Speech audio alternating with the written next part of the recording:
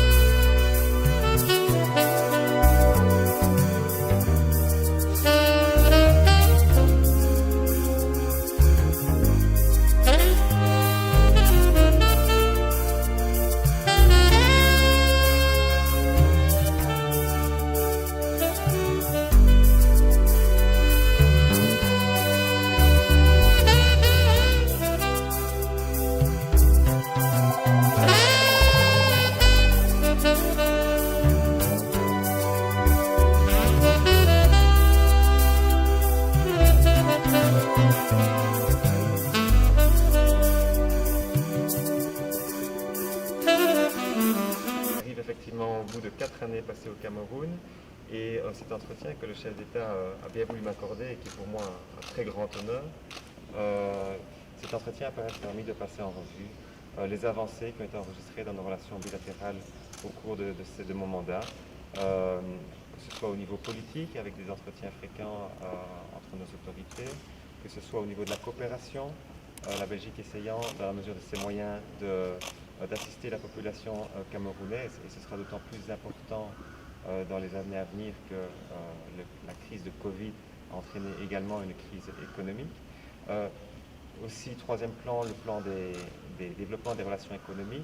Je suis revenu sur les chantiers réalisés ou en cours de réalisation par des entreprises belges ici, sur le beau développement de nos relations commerciales avec des exportations belges vers le Cameroun, mais également des exportations camerounaises vers la Belgique qui ont été en croissance ces dernières années. Et enfin, sur le développement des échanges humains entre nos pays. Nous avons tous les jours des liaisons aériennes via Brussels Airlines, mais d'autres compagnies aussi qui relient donc nos deux pays. Et nous avons une très grosse communauté, très grande diaspora camerounaise en Belgique, notamment au niveau des étudiants. La Belgique, les universités et les grandes écoles belges étant très populaires auprès des étudiants. Alors je garderai surtout plusieurs très bons et excellents souvenirs, mais le premier qui me vient à l'esprit, c'est évidemment l'accueil dont le Cameroun, dont sa population et dont ses dirigeants ont toujours fait preuve à mon égard. J'ai toujours pu être reçu sans délai lorsque je demandais une audience. Certaines audiences m'ont été proposées aussi, donc c'était des échanges réciproques. J'ai découvert aussi un pays qui avait un niveau de développement important, beaucoup d'atouts au niveau africain. Moi je venais d'autres pays et j'avais été en poste dans d'autres pays africains qui n'avaient pas ces atouts et en tout cas qui n'étaient pas au niveau de développement atteint par le Cameroun à l'heure actuelle. Un pays extrêmement divers aussi, que ce soit en termes de population, avec plus de 200, si pas 300 ethnies différentes, qui sont toutes effectivement très différentes. Quand vous débarquez du train à Ngaoundéré, comme je l'ai fait, vous avez l'impression d'être dans un autre pays. Ça, c'était remarquable. Et une diversité aussi géographique, biogéographique, si je puis dire, avec un environnement très varié, du nord au sud, de l'est à l'ouest. Ce n'est pas pour rien qu'on appelle le Cameroun l'Afrique en miniature.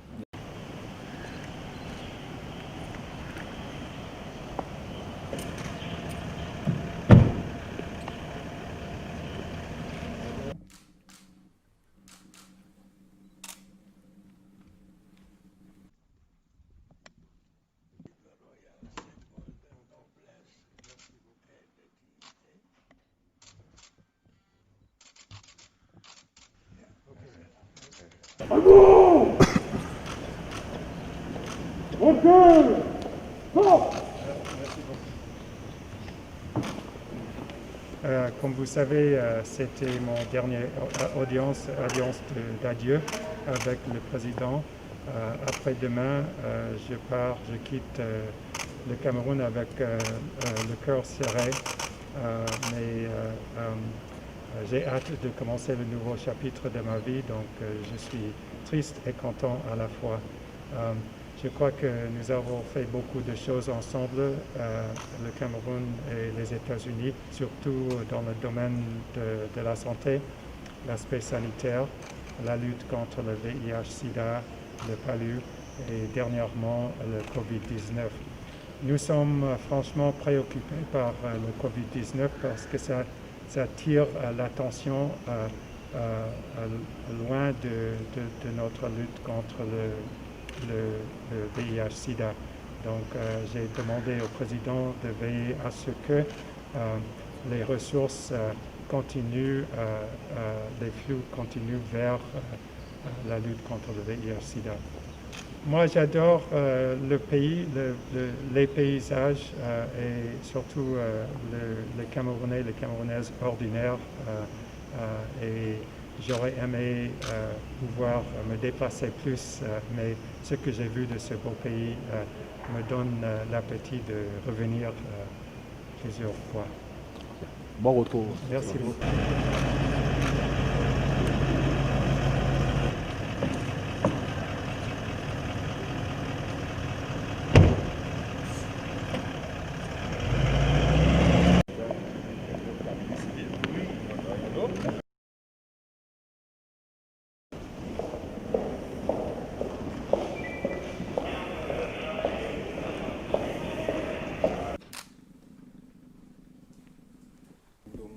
Ministre d'État congolais en charge de l'économie, de l'industrie et du portefeuille. Monsieur le ministre, Monsieur le Président,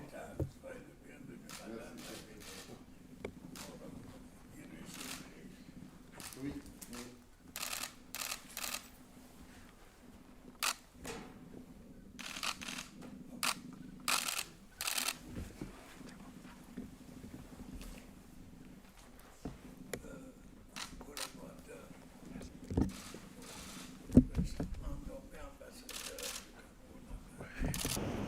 Je vous remercie de m'accueillir à la sortie de cette audience.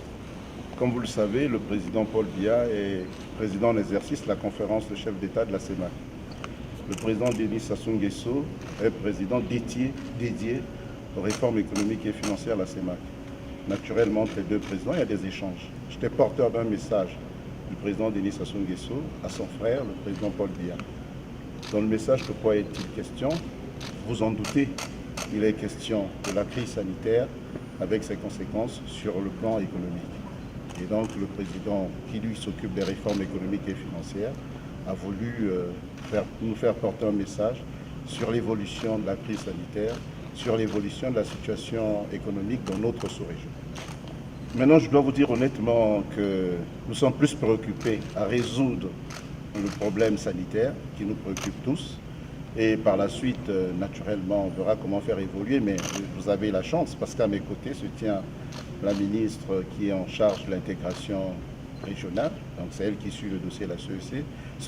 J'ai compris qu'il y a une dernière réunion au cours de laquelle les avancées ont été réalisées. Véritablement, oui, je pense que nous allons peut-être dans les prochains jours, dans les prochaines années, passer de la CEMAC à un ensemble un peu plus vaste, la CEAC. Mais ça se présente plutôt bien. Nous vous remercions.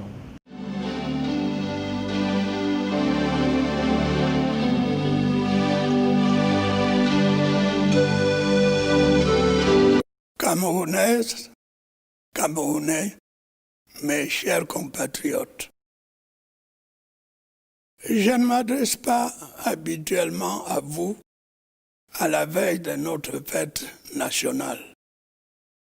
Elle est traditionnellement l'occasion de célébrer dans la joie notre unité nationale ainsi que les valeurs de notre République et de notre démocratie. Aujourd'hui, le contexte est différent. Comme la plupart des pays du monde, le Cameroun est atteint par le Covid-19. Notre système de santé est mobilisé pour combattre cette grave maladie.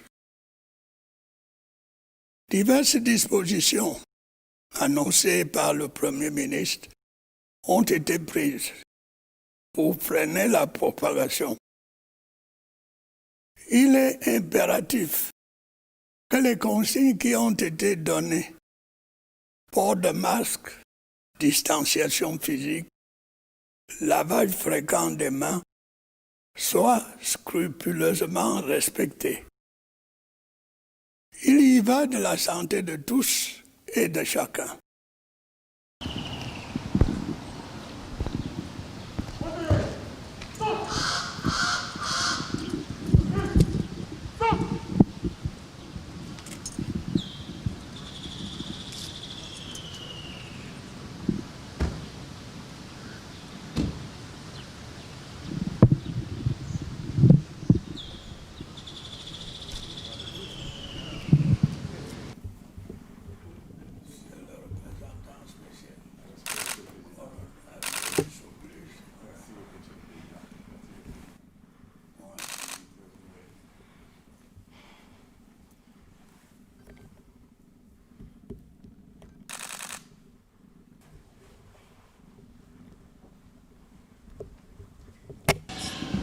Je viens d'avoir le grand honneur d'être reçu par Monsieur le Président de la République.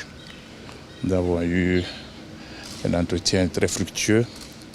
Le chef de l'État m'a fait l'honneur de faire un tour d'horizon de la situation politique, économique et sociale, pas seulement du Cameroun, mais de toute la sous-région.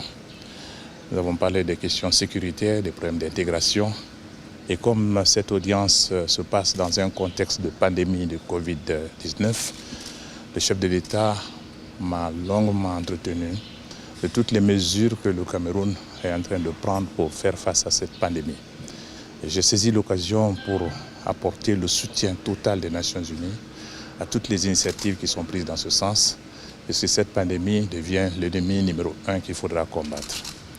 En dehors de cet élément, j'ai eu l'avantage aujourd'hui encore également de discuter avec Monsieur le chef de l'État de la situation de la sous-région et notamment la question du sud-ouest et du nord-ouest. J'ai trouvé auprès de Monsieur le Président de la République un observateur attentif et avisé sur les défis auxquels le Cameroun fait face et les dispositions du gouvernement à tout mettre en œuvre pour renforcer la stabilité et la cohésion du Cameroun. Nous avons eu un entretien franc, fructueux, et je repars de cette audience reconforté, sachant que la sagesse du président continuera à aider et à guider toutes les actions qui sont menées pour faire du Cameroun un pays uni et stable.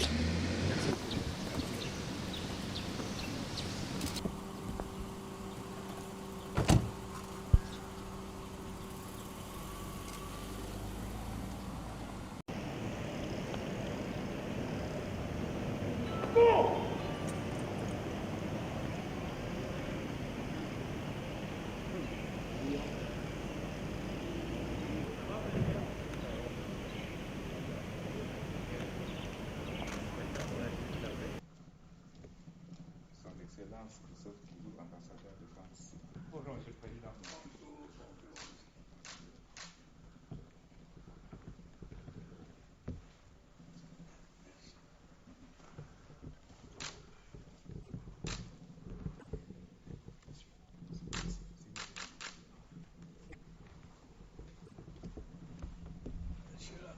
C'est mon masque, hein, ça vous va? Tout d'abord que j'ai retrouvé le président Biya, qui m'avait reçu en audience il y a un peu plus d'un mois, donc, toujours alerte. Nous avons une très longue discussion. Nous avons une discussion tout d'abord au cours de laquelle j'ai tenu à exprimer les remerciements de la France pour tous les efforts et toute la facilitation des autorités camerounaises qui ont permis le retour en France des Français qui ont été bloqués par la fermeture des frontières terrestres, aériennes et maritimes. Je lui ai également exprimé et rappelé tous les efforts de la France en faveur du Cameroun, qui traverse, comme beaucoup d'autres pays, une épreuve dure avec l'épidémie de Covid-19. Je lui ai donc rappelé les efforts qui ont été mentionnés par le président de la République, Emmanuel Macron. D'abord, d'un point de vue budgétaire, financier, le moratoire sur la dette, sur le remboursement de la dette pour le Cameroun, qui a été obtenu au cours du G20, et le président Macron a été un élément moteur de cette décision, s'est traduit ou va se traduire par un allègement de 230 milliards de francs CFA pour l'économie camerounaise, dont 60 milliards pour la France. Donc c'est un énorme effort et la France est un des éléments moteurs en faveur de cet allègement. Ensuite, je lui ai rappelé également tous les efforts que font la France pour la fourniture de matériel médical, la prise en charge des malades, l'achat de réactifs. Des lots vont arriver. Je lui ai réaffirmé également la centralité de la recherche française, puisqu'ici nous avons un institut Pasteur qui est très actif sur le dépistage, la mise en place de tests, l'Institut de recherche pour le développement, le CIRAD, qui sont des institutions de recherche dans lesquelles travaillent des scientifiques camerounais. Et je lui ai réaffirmé qu'elles étaient au service du Cameroun pour lutter contre la pandémie. Et je lui ai également dit que nous ferions également tous nos efforts pour venir en aide aux Camerounais, notamment pour tous les problèmes d'alimentation, parce qu'il va y avoir des répercussions sur l'économie et sur l'éducation. Donc voilà les 4 thèmes que j'ai abordés avec le président. Il a tenu également à me remercier pour les efforts de la France et du président Macron au niveau international, et notamment pour l'Afrique, puisque c'est une part importante des efforts de la France en matière de lutte contre le Covid-19. L'idée étant qu'on ne s'en sortira pas tout seul, il faut un effort international, multilatéral, avec les grandes organisations internationales, et qu'il s'agisse dans les différents forums du G7, du G20, on essaye tous de trouver des solutions collectives pour essayer d'atténuer les conséquences de cette maladie. Et enfin, on a parlé également de la situation intérieure. Oui. Nous avons parlé de la situation dans le NOSO, et je lui ai réaffirmé l'importance d'un cessez-le-feu tel qu'il a été annoncé et demandé par le secrétaire général des Nations Unies, M. Antonio Guterres. Et je lui ai dit que c'était une initiative qui était importante, ne serait-ce que pour le Cameroun.